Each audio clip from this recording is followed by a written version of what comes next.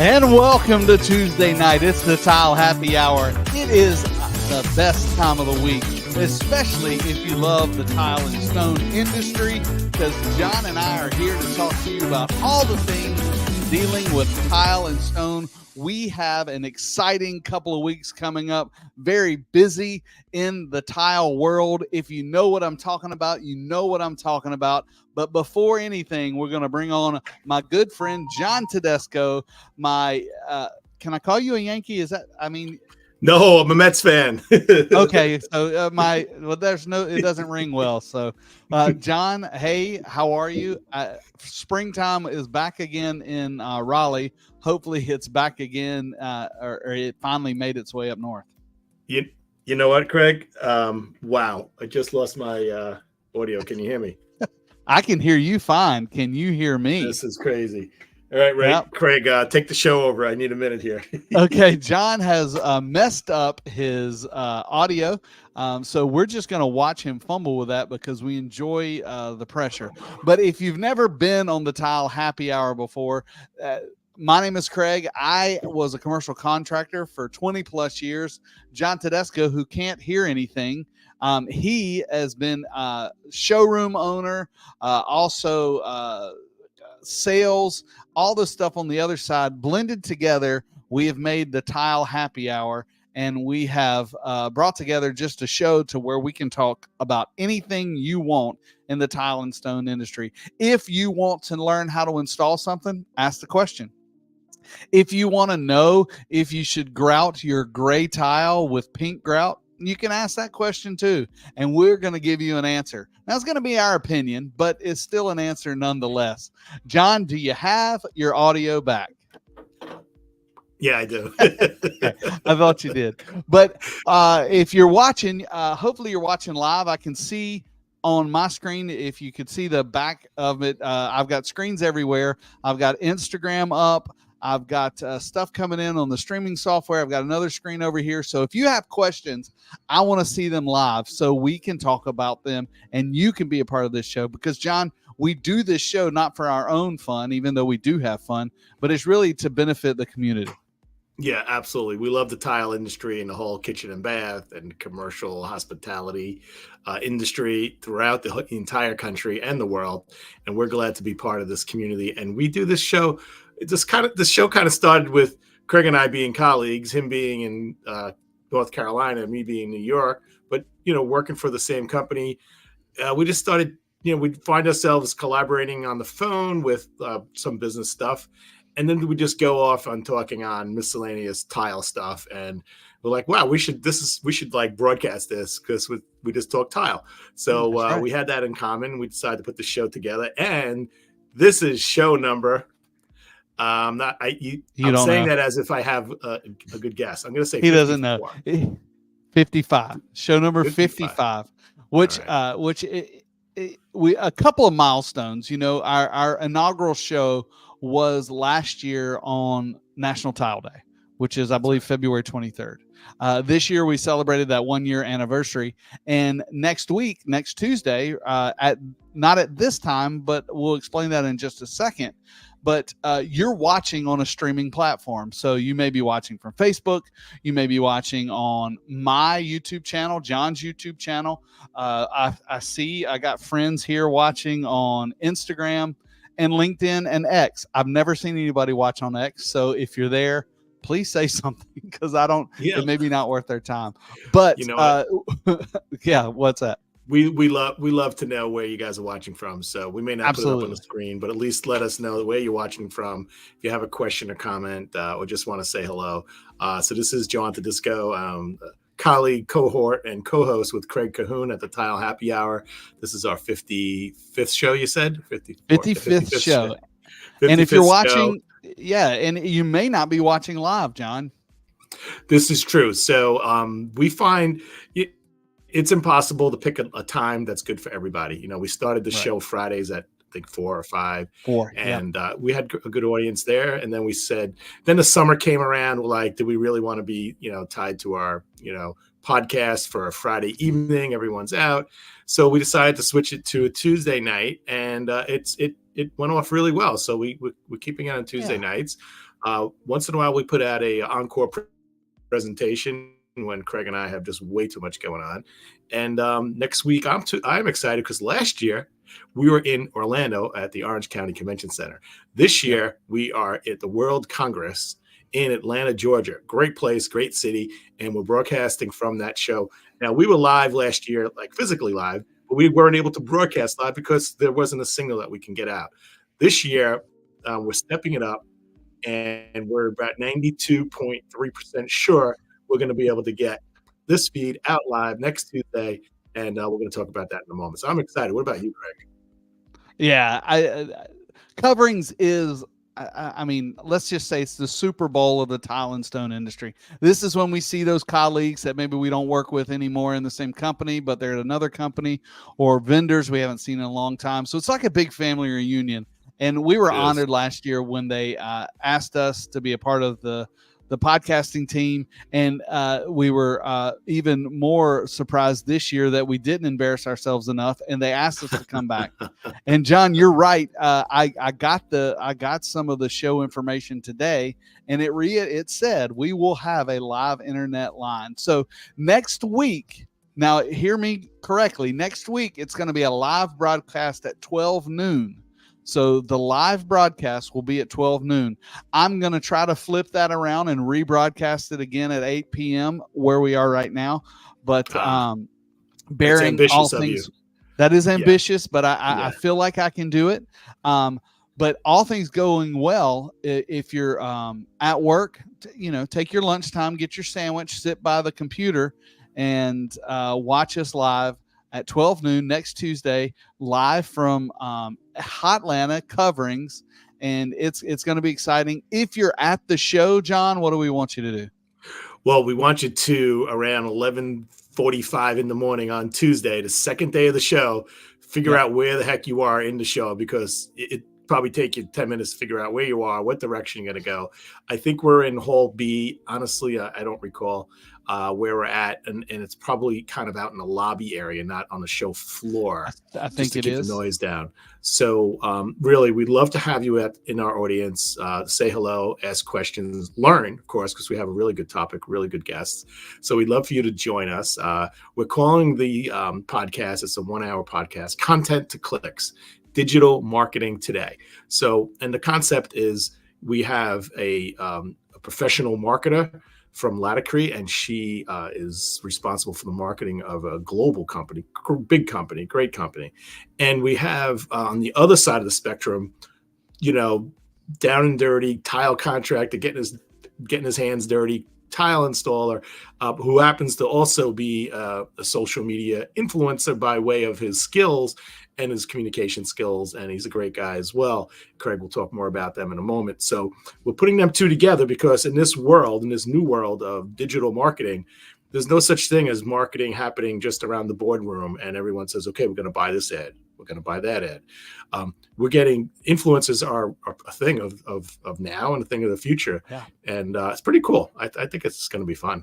It's going to be, it's a neat subject. And I've said this once, I'll say it again. I've always thought our industry was kind of old school. You think of tile and stone, and it dates back centuries, millennia. There's stone and stuff that goes on before we can count. And so I feel like sometimes we drag along in technology. Well, we're trying to bring that to the forefront because that is where the world is going. I was listening to a podcast today. There's 2.8 billion people that daily watch YouTube. That's nuts. Tell us about YouTube as a search engine. Yeah, well, YouTube, it is a partner with Google, but Google is the number one search engine for the internet. So that's why when people say go Google it, it's not because it's the only one. Nobody says go Yahoo it. Go Yahoo it, or I can't even think. Go Firefox it. That doesn't happen. But true, Google is the second most popular search term, and that's because you meant to say YouTube is the second. Yeah, YouTube is the second most popular search engine. And that's because, like me, I'm an audio visual learner. if I have a question, I want to see it. So people go to YouTube. And so as an industry, we need to figure out what's the best way to use these platforms to get our word out, to get our education out, to get our products out, and to learn how to install kitchen and baths correctly. It's true. And when it comes to social media, Craig and I are, some people say we're experts at it. And we're just like, we're not far from experts. We just throwing it up against the wall and see what sticks, figuring it out. A lot of issues, like 2 seconds in, my ear connection pops out. I mean, all that stuff. And we're playing around with the social media. We're playing around with different formats. Also services on how to stream. We're using something tonight called StreamYard, which is we found to be great, but we vetted other things that we've rejected, and maybe those were better. We don't know, but we're comfortable with this. We're learning, and all we're doing is whatever we do now, we'd like to share with you, and hopefully we can help you bring your brand to the future, into the forefront rather, and also just hopefully your content is positive and productive and educational and informative and maybe fun or funny. And we want to be a part of helping you put it out there. And to that note, we have a special guest tonight, Craig. Did you know that? I did know that, but I do not know our guest. Once again, you've found someone up north to talk to, and I don't know them. We know you don't have many people you interact with down in hillbilly land. My friend the other day, he said, "How do you live in the big city of Raleigh?" Well, coming from somebody in the eastern North Carolina, I'm like, I don't really know, because I'm a hermit. I mean, I work from home. I go to the gym and maybe to the restaurant once a week, but that's it. So I don't get out much. So John, thank you for bringing guests in. So tell us about our guest tonight. So, well, you remember last week was a solar event. Well, tonight we have another solar event, and it's with the dynamic Alison Solar. Alison with 1 L. Welcome, Alison. Are you there? Hello. Hey, how are you? Hi, John. How are you? Thanks for having me. Yes, Alison with 1 L. Well, that's right. Sorry about that. I did a whole asset package yesterday and had 2 L's in it. So, well, let me take some credit for that, Greg. Yeah, well, you know what, Alison? Craig sent it to me for the thumbs up, and I'm like, yeah, it looks great. And then as soon as he posted it, I saw it. It's like not before. I'll forgive you. I'm okay. It's all right. Thank you. I appreciate it. One of the things that, and John will tell you, is my strong suit is not spelling. So, that's why I always send it by him, and I blame him. So it is his fault. Blame him. It's his fault. Well, it's okay, because it didn't fly. I sent back. So it's good. It's all good. It's all good, guys. It's over. It's all past. good. It's done. Well, Alison, I don't know anything about you. So give me your elevator pitch. Tell me how you relate to the tile and stone industry. Because I don't know you either, Craig. All right. I know. I'm trying to tell you who I am. I think Alison should interview Craig, I think. I am a kitchen and bath design specialist. I've been a kitchen and bath designer since a long time, 30 something years. And I know John almost as long as that, probably just a little bit. So I've been in the business of kitchen and bath design. I went to school for interior design. Fell in love with kitchen and bath design, went out on my own, had my own showroom. I worked with Home Depot. I worked with private, big high-end builders. And I've been at Expo Design Center. And then I had my dream that I was going to have my own business, because I got better and better at what I did. And if I didn't want to die with any regrets. And my sister had recently passed away. And I was like, well, you know what? Life is short. No regrets. I would regret it if I didn't open my own showroom. But unfortunately, I opened it, and then we had the recession. And I was a little too new, and it didn't work out for me. It just was like too much. Alison, if I may add, your showroom was beautiful. Her showroom was literally a couple of doors away from my Williston Park showroom. On Long Island. So you're telling me you're from Long Island also? Yeah. Yeah. Okay. I thought I heard. Now, correct me if I'm wrong. The guy on the train said it's not Long Island; it's Long Island. Long Island. Long Yeah, Island. if you wanna spell I it don't out even go with phonetically, the G. It's to me, it's Long Island. Long Island. There's even Is there a not even G in there? Long Island.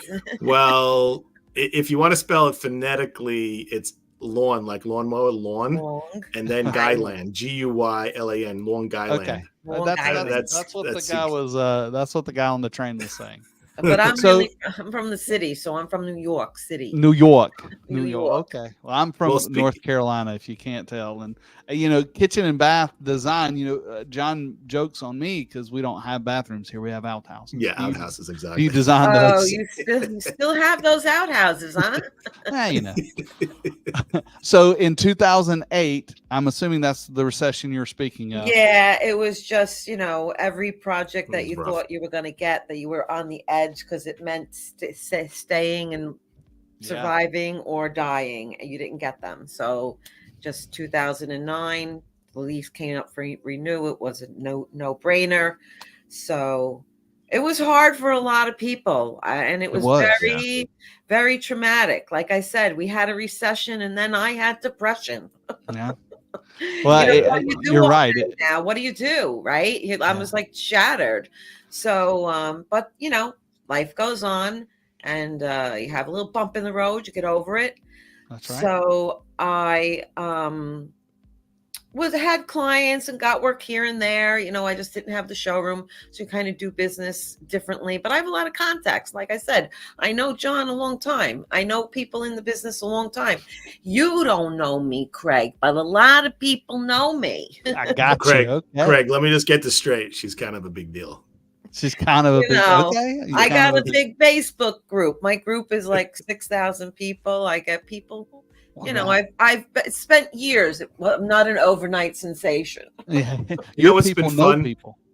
Yes, that's right. So what's been fun is Alice and I, we trust each other, so we bounce things off of each other. So I remember when she was starting this, and she was bouncing logos off me. What do you think of this? Right? She had 5 people on her Facebook group, and it remember exploded. that? We were testing out live. We were playing around with the lives. Remember? Yeah. Going on that time we would live show. Yeah, it was a lot of fun. Well, you were a guest on the John to Disco Happy Hour when I had my 1 hour live show. You were a guest on Wednesday. Remember? That's right. I was on her show too. You were. You were. Where was I? Live, just live. It was on Facebook. I was just alive. It was once a week. I haven't done it. You know what it is? I love talking about education. So anyway, what I did was after I had that whole depression thing, got back on the, pick your pants up and move on. Yeah. I started working, whatever. And I thought, teaching, I would like to teach. So I got a job teaching part-time at the New York Institute of Technology, but it was an elective. So not everybody had to take kitchen and bath design. Yeah. And I wasn't going to teach at night. I want to teach during the day. Once you have your own business, you kind of, can't go work for other people very nicely. Yeah. That's true. That's true. Well, that's funny that my path is nothing like your path, but I found fulfillment in teaching also. I had 20 years of knowledge of installations, and now I wasn't on my knees daily, but I was constantly specifying, constantly helping architects pick materials and figuring out how to do it. And when I got hired at Tile Bar, now I get to teach that to our team, and I love it. I don't know that I'm any good at it. My wife, because she's a teacher, and then when I say I'm a teacher, she kicks me. But a teacher in the classroom with a bunch of students, like 20 students, and having to give tests and all, it's a little different, but we can teach in our own way. That's right. And I love the educational in his own way. Yeah. Craig puts out, Tile Bar has a breadth of products, right? Stuff that's porous, not porous, stuff that could freeze, stuff that doesn't freeze, stuff that's slippery, it's not slippery. So one of the things he's famous for in our company is his technical bulletins. Somebody will ask a question about a particular tile that has like a lot of texture. How do you grout this? I have a customer that has a problem grouting it. So he'll get one or more questions on the same topic. It's like, you know what, I think I need to dig into this instead of just giving the textbook answer. And he'll order boxes of stuff sent to his little studio, pull out the gloves and My do garage. videos in his garage and literally do tests and then come back with a bulletin number, 17 on whatever grouting textured tile. And it's specific to a tile bar product, but at the same time, it's relevant to the industry. So we've been sharing it with the world, and that's his tell her what your slogan is. Which, well, the slogan I've been saying for years is my, a friend of mine that I was working for at one point in time, I was calling and saying, listen, I need some tile work. Give me some tile work. Aren't you building a hospital? He says, I'm building a water treatment plant. I was like, I'll tile it. Just tell me. He's like, there's no tile in it. And I was like, man, we got to tile the world. And so ever since then, I've been saying, let's tile the world. Let's tile the world, tile the world. So I love, so now that you're a teacher and you still have clients, I'm assuming. I did it, but I got to tell you, when I want to do something, it's kind of like, you know what, I think I'm going to do that. Now, when I opened up my showroom, I felt, you know what, if you could do it, if that guy down there can do it, I could do it. I'll figure out who to ask. Who do I ask? Where do I go? What do I need to know? And I took this course, I took that course, and I went to this and that, and I did it. And you know what, it was a tough time because there was no internet. So learning was, we didn't have the ability to do that. And then when I decided I wanted to go teach, it was kind of like, I don't know. I helped a designer friend of mine. She wanted to become a dealer. And I'm like, you want to go be a dealer? Come with me, Ellen. Come with me. And I said, well, you got to do this. You got to do this. You got to do this. And I felt good about that. So somebody said they were a teacher at the New York Institute of Technology. I was like, oh, I would like to do that. So I threw my name in the ring. I've never taught a class before. So they called me up on a Thursday and she's like, Alison, can you start teaching a class on Monday? And I'm like, sure. I had no clue. My mother was a teacher. So I called my mother, 80-something years old. I was like, Ma, what do? I have to be a teacher. She goes, you need a syllabus. A syllabus? What's a syllabus? So I Googled it and I downloaded and I researched it. And then I put up a thing and I said, how would I teach the class? And I said, well, I like to teach like in phases, phase 1, phase 2, because you have to think about how are you going to teach 10 weeks, 3 hours a day, a session, right? What do you do? So I had put all of this stuff together, some field trips, and I had all these PowerPoints put together. And I really I fell in love with that too. Yeah. And I think I love it. As a society, I don't know why we got away from people who are professionals in industries aren't the teachers of the next professionals in industries. I mean, I know up north, as a tile setter, you get an apprentice and you have a program and they work together. And that's a sort of a teaching. But you're a kitchen and design specialist. You're the perfect person to be in there telling students on what to expect in designing kitchens and bath. And not saying someone that just got out of a college degree in design shouldn't go into teaching. Maybe they should, maybe they shouldn't. But I think you're way more qualified. Well, what's interesting, Craig, what Alison's doing, and Alison, correct me if I'm wrong, for the most part, she's working with designers that are some new, but some that have been in business for a long time. And being a designer is one thing. You think about space planning, you think about fabrics and color, but it's not normal. That's not the right word. It's not common where a designer is versed at kitchen design, let's say kitchen and bath design, because there's a lot of technical detail. It's a completely different language. It's a completely different room. It has to be treated much more technically. It's not about aesthetics. That comes in after the technical end of it. And I think why I fell in love with it, kitchen and bath, is because it is so technical. So the artistic in me, I love to draw and paint, and I'm like this. I'm very abstract and free form, but when it comes to the technical, I love it. I love doing those architectural drawings, figuring out all like you with the tile and whatever. So I enjoy that technical end of it, and I approach kitchen design as a much more technical aspect than it is aesthetic, because the aesthetic, like the wood you pick, the colors you choose, and all that stuff is together as a combination, and you need that for an eye for design. But you need to know what is the difference between cherry wood and alder wood. Mm-hmm. They could both look very similar, stained. They're not stained cherry. The wood is cherry. Right. They're stained fireside, or magenta, or pick a color name, whatever you want to call it. But the wood, when you stain alder dark like that, it takes the stain very well. So you can have two woods. You have to have a trained eye to be able to see, well, really what's the difference between alder and cherry. And actually, if you have training, you'll know. All you have to do is put one in one hand and one in the other and see which one is heavier. Yeah. And I would assume, knowing the technical part of that, you would know that, and I have no idea what I'm saying, that a cherry wood is better for a certain application and alder wood is better for another application. Absolutely. It's all in those little tiny details. And like, I teach one of my courses that I teach, because now I developed what I've done. What we're getting to the bottom line here is I am the founder of the Kitchen and Bath Design Academy. Da, da, da.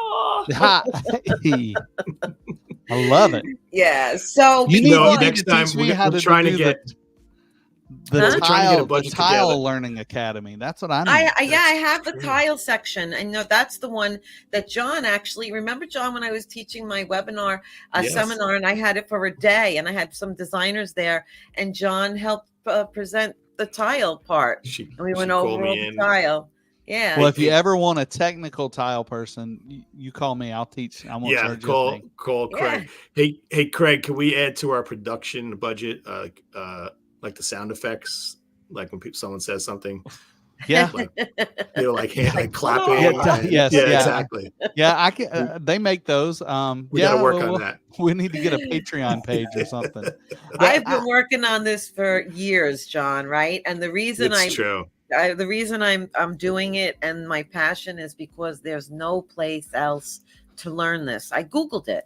I Googled, where can I learn kitchen design? Like, not for a homeowner, but for a designer. I want to learn, right? Other than the National Kitchen and Bath Association, or being part of a university, part of a curriculum, 2-year curriculum. Right. There was really nowhere to learn it. So I was like, well, I'll do it. So what you're telling me is it's not for the normal homeowner, but it's for a design professional. It's meant for designers, interior designers, and kitchen and bath designers that need education to because a lot of interior designers go into the house, like what John was saying. They get into the house. Now, if a designer goes into your house to do your living room and your sofa and your bedroom and pick out wallpaper, like I couldn't even tell you where to go for wallpaper, okay? I don't even know anything about wallpaper. So you would call your designer friend. So the designer friend gets into the house. She's doing all the wallpaper and everything. There's no designer that's going to turn around if the homeowner goes to them, can you help me with my kitchen? You do kitchens, right? So the designer is going to go, of course I could do kitchens. Of course. Why can't I do a kitchen? Because number one, they're going to believe they can really do it until they start to get into the nitty gritty and realize it could be overwhelming, but they're not going to give away business. I'm not going to give away a job. I'm not going to let another designer get in here. They're not going to do that. So they're going to take on a project, and now we're talking about inset, full overlay, standard overlay, beaded inset, cherry, maple, crown, what's your clearances? Can you open your refrigerator? Did you check your appliance spec? Completely different language. So those what you just said are the pitfalls that somebody that doesn't know what they're doing are going to run into those, and either take a swag at it and make a mistake, or find the answer on the end. They're designing via Google. And it's very common as a designer to make a mistake, because there's too much work, the refrigerator. Okay. Not all refrigerator heights are the same. Yeah. And if the customer goes and buys a refrigerator that now is 74 inches high and you've designed it 72, but the client signed off that they have bought a different refrigerator or whatever, then it's their fault because they changed the refrigerator. Yeah. But if you didn't look at the size of the refrigerator and double check the specs on that and do your math calculations, because you need a calculator, that's what a designer needs: a calculator, a T-square, a triangle, and a scale, and a piece of paper. That's what you need. And you got to figure it out mathematically. You'll be ripping out the top cabinet because your whole kitchen's all done. They put the cabinet in, they put the side panels in, they got the crown molding in, and the guy came to wheel in that refrigerator and went to go stick it in the space. And you can't get it in there because the cabinet should have been 2 inches shorter or an inch. That's shorter, when you buy a new refrigerator. And then you get the phone call. So now that cabinet, which is only one cabinet, and it's a big cabinet over a refrigerator, that cabinet's probably going to cost you $1,000 or more just to get the cabinet, because you can't just keep any part of it. That cabinet's now garbage. You're going to have to order all new crown because the crown doesn't just come right off, right? So you've turned 1 2-inch mistake into potentially $2,000 to $2,500. Yeah. So because now they got to get the contractor in to take it out. They got to also special ship that one cabinet, because you can't, otherwise you're going to wait for the next truck to come your way. And you could wait, 4 weeks instead of like, I need it in a week. You got to pay for, Joe's trucking to come and pick it up. So it's complicated. But so when I take your class, when I take your the Kitchen and Bath Academy, I'm pointed out those things to look at and see those pitfalls. And when you're done with me, then I'm going to be a better kitchen and bath designer because I know those things. What I did was I took all the steps, everything you need to know, the foundation of the kitchen design, like the basics of what's quartz, what's marble, what's quartzite, what's porcelain, what's ceramic, what's built-in refrigerator, what's freestanding, what's undermount, what's top mount, what's a farm sink, what's a 4-inch spread, what's an 8-inch spread, all the foundation of the basics, the whole thing to build on, from the cabinets to the guidelines to, okay, now you got a project. What do? You get the designers go, what do I do now? But I got the project. I said I'm going to get it. Now what do I do? Who do I ask? What do I do? What do I measure? What do I do? This is what you measure. This is what you do. This is what you take a picture of. Here's your questions you ask. All the way from there to going back to the office. Now, what do you do when you get to the office? What do I put in the base cabinets? Do I put in the appliances? What do I do?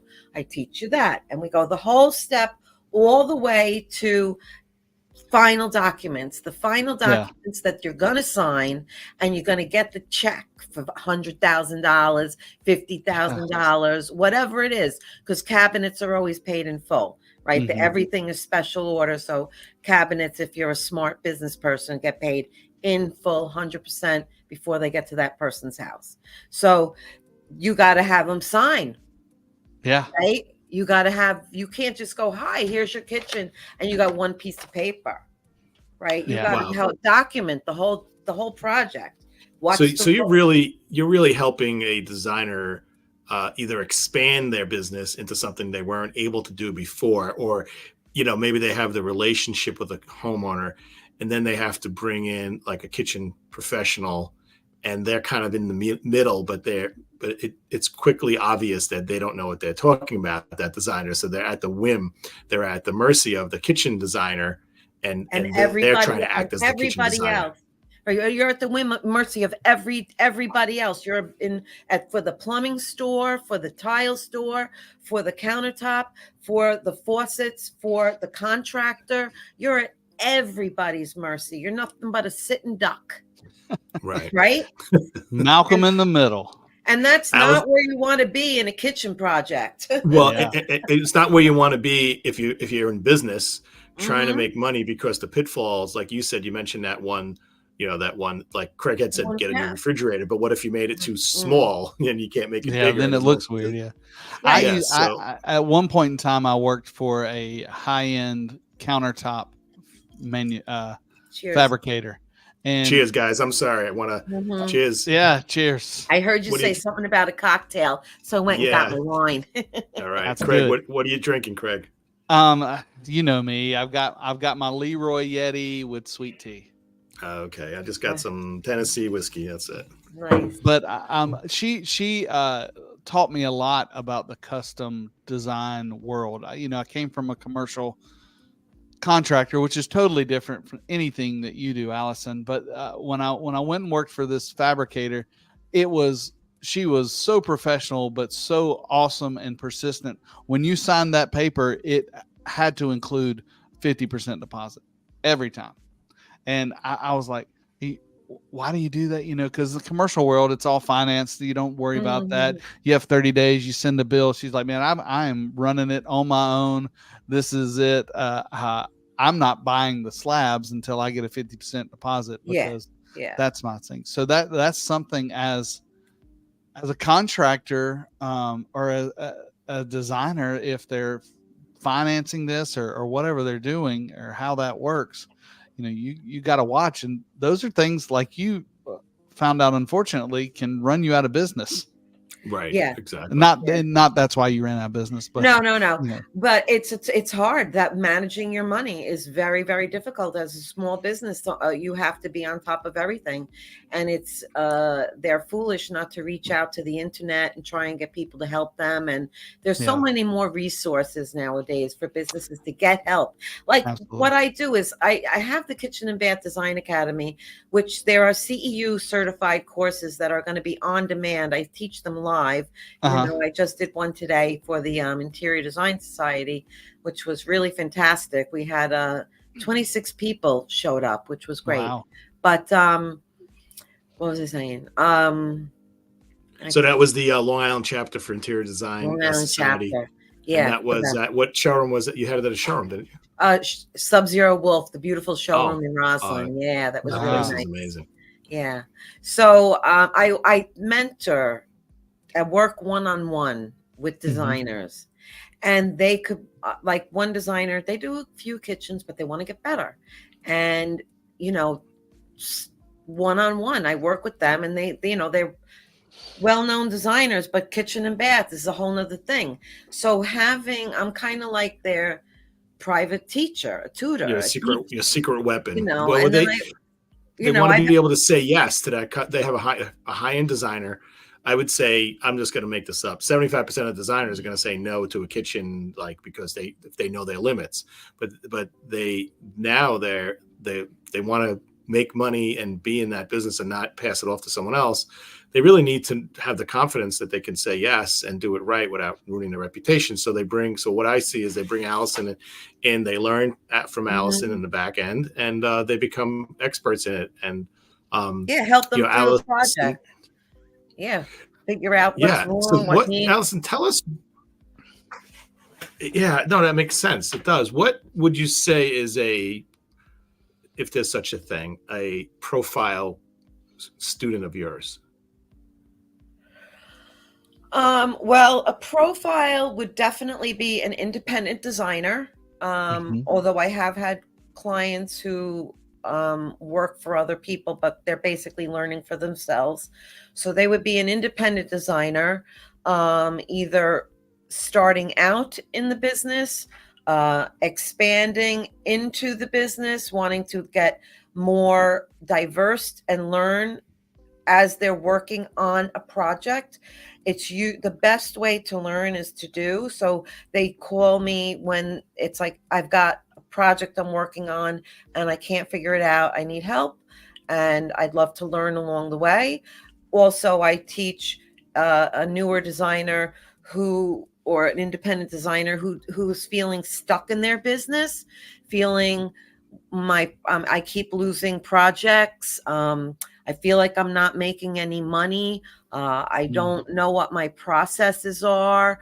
I need to fine tune things. There's some designers that don't understand how to be compensated because they might work independently. So they're independent designers. They might be working for a kitchen design company as a 1099, or they could just be a designer who's gotten a retainer working on a project. So it's the majority of them are working on a project that they need help with, and they don't want it to go wrong.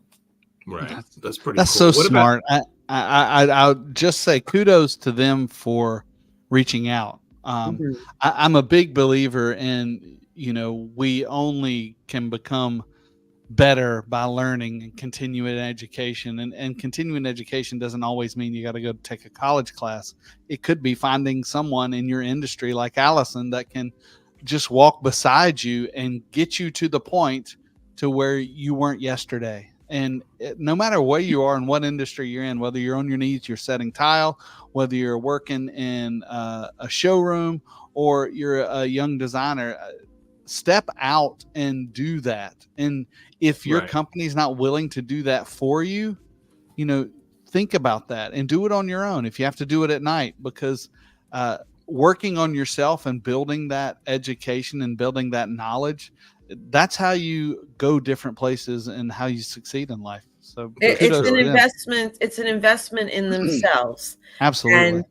And I promise that I am their advocate. I am their silent partner. I'm there to, they're paying me, but I'm not taking 50% of their money. Okay. Yeah. And I'm not there to take away their design, their I'm helping them create their vision. And a lot of times the designers get intimidated because they don't have those fancy computer programs. Yeah. And I tell them, you don't need that program. You need a calculator, a T-square, a triangle, and a scale. That's what you need. Yeah. That's all you need, because everything is to scale. You work in half-inch scale. You do it by hand. Yep. It's not the end of the world. And then some designers go, oh, my sketch is not that good. I'm like, why? That you just did it right there. It tells me exactly what you want. It doesn't need to be Michelangelo. The customer understands that. Yep. So there's a lot of, we all have that imposter syndrome, and we're not good. And the designers are crazy not to reach out for help nowadays with the internet, the way it is. My business may have gone in a completely different direction had I had a mentor or somebody to help me or a place to reach out for a resource. I came from my own background. Nobody gave me my business. I didn't inherit it from my father. I'm not like the other guy up the block that inherited it from his dad, and the other guy where it's the mother, the father, the great uncle, it's I'm me. Like there was nobody else. So I love it. It was, it took a lot of chutzpah. I suppose, but I had been through some traumatic stuff, and it was like, I'm not gonna die. If I died tomorrow, I would so regret that I never did that. And that's not me. I love it. It's just a bootstrap attitude. Just bootstrap it and go. And it didn't work. And even though it didn't work, I have no regrets, because the wonderful people I've met, the lessons I've learned, the connections I've made, and just, it's like your path. If you would have taken a different path, I wouldn't be sitting here right now. I'd be a different person. So I'm okay with it. And I'm assuming, Alison, that everyone's coming to you at you kind of meet people where they're at, kind of like Jesus. You're meeting them where they're at, right? For their skill level, absolutely. Where they're coming from, what they're doing. Yeah. Yeah. How much experience do they have? And, a lot of times give them confidence too. You've got a great idea. Let's establish that. Let's work on that. Or, sometimes they think like you might get stuck on the design on like just top and bottom, top and bottom, top and bottom. It's like, you know what? Let's be a little creative with that. Use your designer instinct. Get a little, give them permission for that. Absolutely. That's good to have, because sometimes if you're not sure, you're way too conservative, and you design me something that I could have gotten at Home Depot. Well, tell me, Alison, what the biggest exclamation points you have in the tile part of that. I know that's not the biggest part of kitchen and bath. She's very versatile. No, that's huge. I mean, I know it's huge, but it's not maybe not difficult when you're thinking about plumbing and electrical and all those things.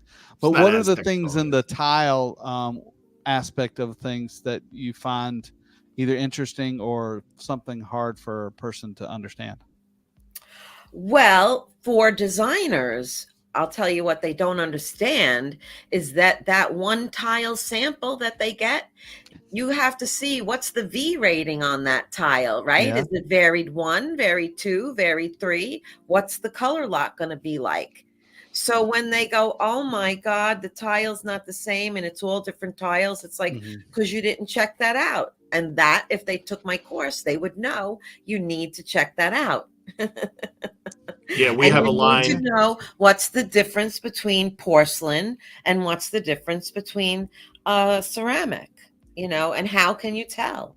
Right, John? I teach all these things because she's good at it. Every component in the kitchen, everything, even the grout, the edging on the tile, okay, the edging on the tile, every little piece you need to know about. All right, here's a hot topic for me. What? Would you suggest a natural stone in a shower? You mean like marble, granite? Well, marble, travertine, limestone. Well, the key with I love natural stone, okay? But the shower natural stone is going to be much more difficult to maintain because of the chemicals you need to get the soap off. We're dealing with soap scum now. When they had these bathrooms made in the Roman times, made out of marble, they didn't have bars of soap and lather and hair conditioner and stuff like that. Yeah. So this stuff, granite and all these things are a stone is a natural porous to some degree material. It's a sponge. So if you're willing to take the risk that it's going to take maintenance and it's going to be looking like maybe not so nice after a while, then get it. You and I are on the exact same page. That's exactly what I say. I really believe there's no such thing. And I talked about this today because we talked about countertops. There's no such thing as a perfect material. Nothing. There's not the perfect wood. There's no wood that's the best. There's no countertop material that's the best.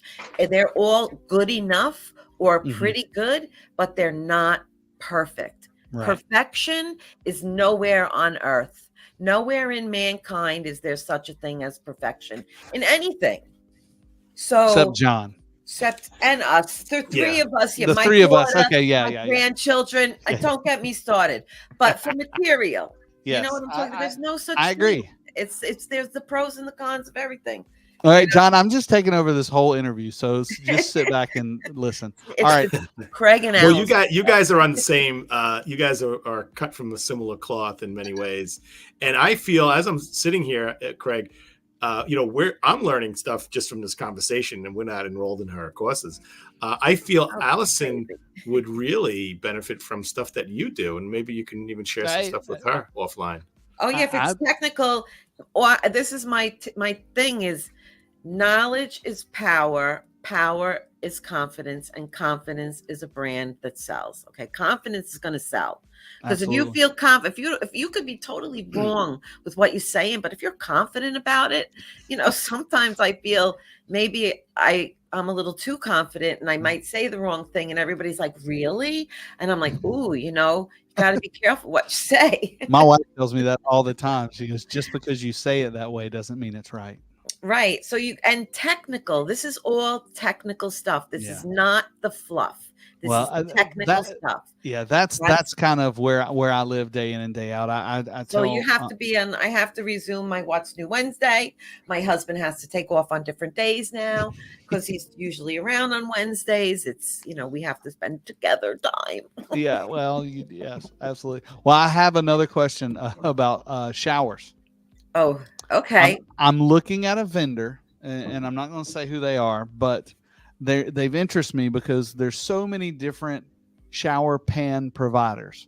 There's you can just pour your own pan, how John and I used to do it back in the day with mud, and then you can put your waterproofing. Either you have the Chloraloy pan. We talked about the lead pans that are older than Methuselah, and then now you have the new foam pans. But I found a system that is it's a base that's 100% tile ready, pre-made, and has the drain already ready to go. Does that how does that ring to you? Does that seem like a good idea? Well, I thought that those pre-made, from the ones that I've heard of from the installer end of it, is that those pre-made bases, sometimes the tile doesn't stick, depending on the material. Okay. I mean, that's what I've heard. So to me, I would refer to the tile people and say, what do you find adhering it? Because that, if they're like a plastic material, how does that adhere to the glue? Is there an adhesion problem? Is there, and if it's, how rigid is it really? Because when you use tile, it has to be really, really sturdy. Yeah. I think that in the right application, those bases, before I did a tile-in ready-made base, I'd probably buy one that's already the style I need, and just have them build that's pre-finished. That's pre-finished, and just put it in there. If you're going to do that, then just get a regular base, or just build it out of the material. And this way you can make it whatever you want. You could have the lip as high as you want, high and low. You could do whatever you want. So, I mean, at that point, it would have to be, if it was more costly. Is that what's the cost? I like the idea, and John, I know you got something to say. I'll remember it, but I like the idea that it's self-contained, that it's already pre-waterproofed, because I think of our customer base, which is very wide. We have all the way from the most experienced contractors to the most novice homeowner, and I think of some of those shower systems that I know from a prosumer up, they can be waterproof with no problem because they've got some skill. But when you have little to no skill, I see it as a solution that because let's be honest, water damages everything. Well, that's the first thing you always hear them coming in. My shower leaked into the living room. My lead pan is leaking. The lead pan is leaking. How many times in Home Depot when I would years ago, decades ago. John, what were you going to say about that? So, well, what you're saying, strikes a chord, because if there's a product where, if it's a solid material that can be tiled, there's literally 99% chance it can't leak, right? Because it's just like is no. And Alison brought up a point where that would be the one thing that would concern me is it because it's this probably synthetic type of molded material. It probably, and I'm sure they've thought of it, that the tile needs to stick to it, but maybe this is where someone like Craig Cahoon needs to come in and say, let's make sure if you're putting tile onto this pan, let's step up the Latacrete thin set to be like the high performance. Is this, Craig, like a tile ready product? Yes. Yeah. So there's a company tile ready that makes. Yeah, and they've been in business 25 years, and I've seen them come on the market a little bit. They've started some influencer thing. I think they purchased another company. I don't know the history, but I have looked at them before. Actually, if John, if you remember when Josh was on with us designing his bathroom, he mentioned that, and I hadn't heard of it then, and just by some stroke of madness, somebody from there contacted me. So I don't know.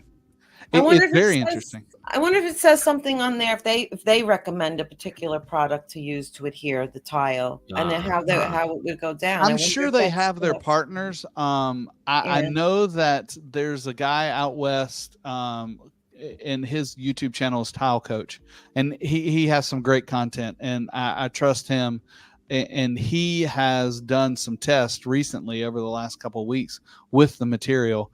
And I think he was using Latacrete 254, which, Latacrete 254, it'll stick to anything.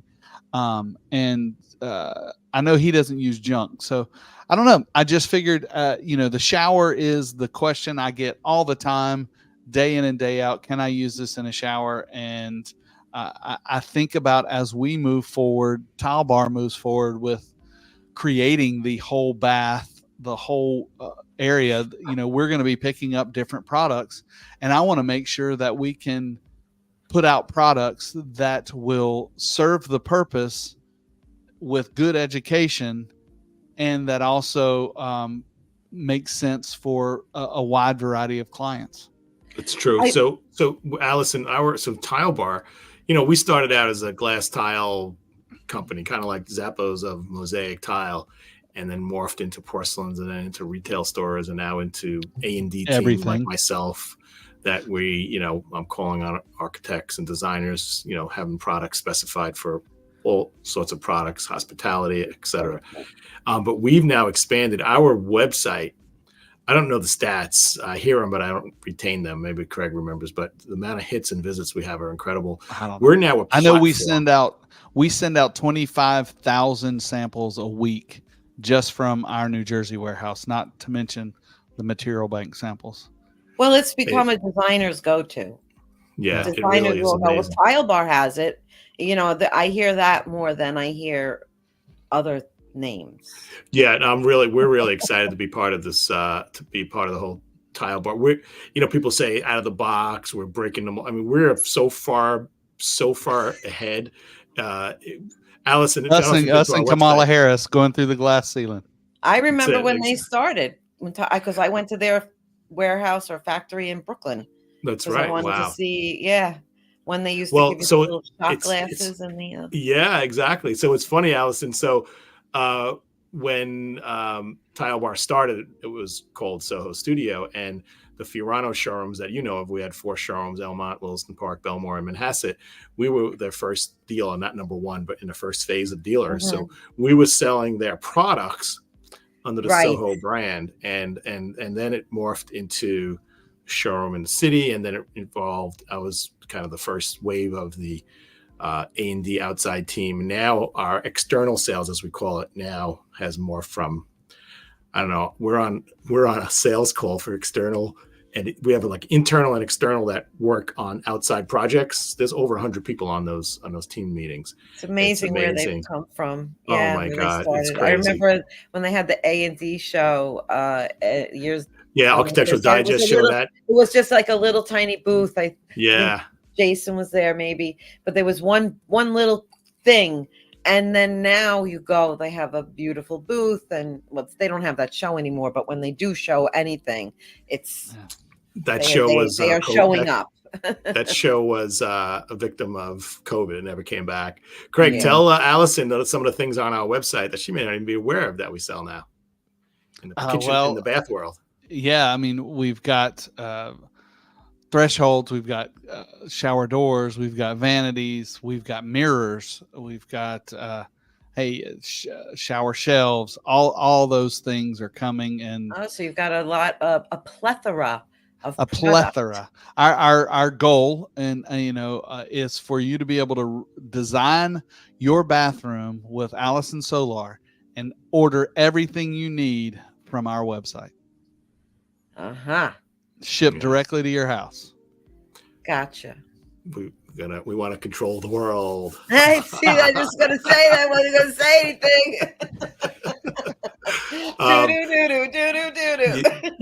It's interesting, Alison. We have around 6,000 products in stock. 6,000 and deep in inventory. Like, we'll bring in tile, and like a container is like one size of one color.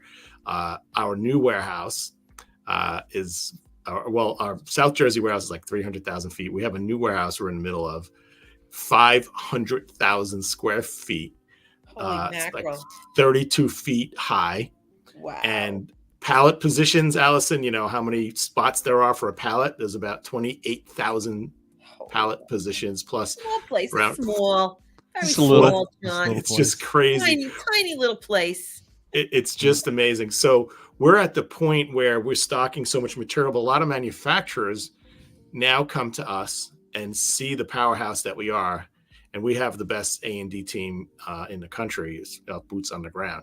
But Agreed. What happens is a manufacturer says, hey, we know you're stocking 12 of our lines. How about line number 13? And we're just like, no, right now we can't. And then they'll be, well, you know what? Instead of you importing it, how about we stock it in the States and you just put it on your website, and then when you're ready to order it, you just get it from our warehouse. So now we have a whole nother level of offerings that we're not stocking. But you know, when you order something from Amazon, you don't know what warehouse it's coming from. It's coming from anywhere, right? It doesn't matter. Right. So it's just another opportunity for us to tile the world with products. Absolutely. and so it's really really amazing. We're really excited amazing about to see this. the growth. Yeah, it's fabulous. And Yeah. I'll and that we're not tooting our own horn, but I will say that with all the growth, I think we've done a good job of trying to service the client, because the client is the issue, is the thing. Even though we can inundate them with choices, we want them to have what they want. We want them to, when they design their kitchen and their bath and they want this color, this style, we want to be able to serve them by offering that. And if we can't, I think our team is pretty competent enough to say, hey, we just don't have that, but we don't want the design to suffer. We want to work in partnership with the designers. It's true. Our secret weapon has been our people and our CEO. The CEO is fearless, and very humble. And I say fearless, not in a reckless way, but he's like, I have an idea, and let's not wait to perfect it. Let's figure it out. You know, let's do it. And it's really been amazing. And we're so happy that you came to the Tile Happy Hour. You know, this has come full circle, being one of my original guests on the John to Disco Happy Hour. It seems like ages ago, and me being on your show and being in one of your classes and seeing you at all the industry events and KBDA and IDS and all that good stuff. Yes, but John's always been very supportive of me, John. Very, we as the industry cohorts, we've all been, really cheering for each other, which is really nice thing to see and have it within the design industry. Yeah, it's true. So if you're a designer out there that is just starting, or you're a seasoned designer, but deep in your heart, you may not tell anybody that you really need to know more about kitchens and bath design, the clearances and the variances and all the other instances you need to know about. You need to get in touch with Alison with one L, AlisonSolar.com. She has a plan for you to be your guide, your mentor, your teacher, and she's a hell of a lot of fun too. So you have a few laughs in the process, and hopefully make some money and support your family and be professional. I feel like if you're going to do something, do it right. Learn from somebody that knows those programs. Learn from somebody that's dealt with orders with factories, who probably in the beginning, Allison, I'm sure you ordered something wrong and wow, I learned the hard way. I didn't check that measurement, when you first started out. Those are life lessons. So let people hire you, and they don't have to make those errors. They don't have to be as painful. They can kind of soften that learning curve a little. Yes. Do not order the wrong kitchen color. And exactly. we always talk about growing and being the better part of yourself. And part of that is not always surrounding yourself and being the smartest person in the room. You need to have people smarter than you that you deal with on a day in and day out basis. And Allison, I appreciate the conversation, because now I know when I'm with you and John, you're the smartest person in the room. And so I about kitchens and bathrooms. I appreciate that lift up, and I appreciate your time tonight. It's great fun. If I can ever provide anything tile and stone installation wise, please reach out to me. I've got tons of stuff online, but I will make something especially for you. I love doing it. Yeah, well, I have my Facebook group with the kitchen bathroom designers group, and I share information there all the time, products, and I do little webinars and things like that to share educational information with my homies, my group, my pack, my people. That's great. Kitchen and bath people. That's well, good. Awesome. Well, Allison is. Go ahead, John. I was going to say that Allison is just it's what your service you're providing is phenomenal. And I really hope that people see this, maybe who haven't heard of you, or some people that have been on the fence and not sure what to do, because this doesn't exist anywhere, really. This is a really unique opportunity if you happen to be in the region. Do you work remotely also, or just for people in New York? All over, anywhere, because it's all done through Zoom.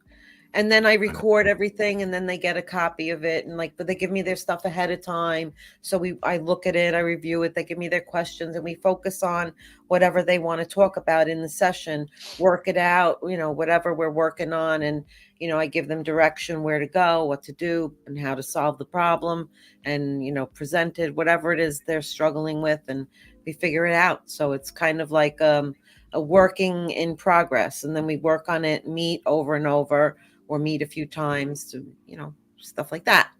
That's fantastic. Great. Well, if you need to find Alison, you find her at her website. It's on there on the screen, AlisonSolar.com. Alison, thanks again for joining us, and we look forward to seeing you later. John, once again, we're out of time, and I appreciate you introducing me to Alison and us having that conversation. I felt like I talked more than she did, so I apologize if I did. I just had a lot of questions. Yeah, no, it was really great. She's always a good conversation. She knows what she's doing. I just respect people that know their stuff. It could be about paper clips. If you're the paperclip expert in New York, business. Well, there's we'll have a beer, and I want to know how they bend it. I want to know how many ridges are appropriate to keep the paper, from slipping. I just kind of like the roadshow, right? When they have the antique roadshow. Like, I'm not into antiques, but I if it comes across my screen, I love the information. I just like seeing somebody like, oh, I know where that was from, the Ming Dynasty, and couldn't be from there. It was from there. And I just love experts. I respect experts.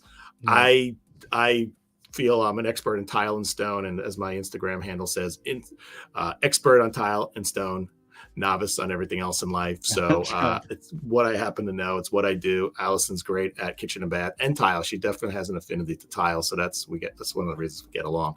And Craig, obviously your knowledge, from installation, from technical details, all that stuff is really commendable. And I'm glad that you're helping the world, understand about products for a better industry, for better installs, and make all our lives a little happier with tile. That's what and if you want more help, then you need to be at Coverings next week. John is wearing the T-shirt in honor of that, because at Coverings, we're going to be there. That's not the highlight. I mean, it is for most people, but there are also classes. There's tons of information to learn. It's all free, and we hope you can come watch the podcast with us next Tuesday, 12 p.m., in the concourse at the podcast studio. John and I will be there live in person.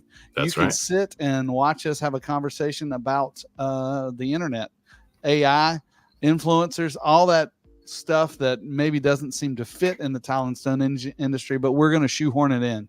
That's true. Well, Craig, I'll let you bring it home. I just want to tell everyone, yes, next week, Coverings. Hopefully we'll see you there. If we don't see you there, you'll see us live. Covering show, founded in 1990. So the show's been going strong, and we're really honored and excited to be there. And we'd love to see you guys there. So this is John Tedisco, and I'd like to wish everybody peace, health, and happiness. And thanks again, Alison, for joining us. I look forward to another conversation. Let's keep learning together and tile the world.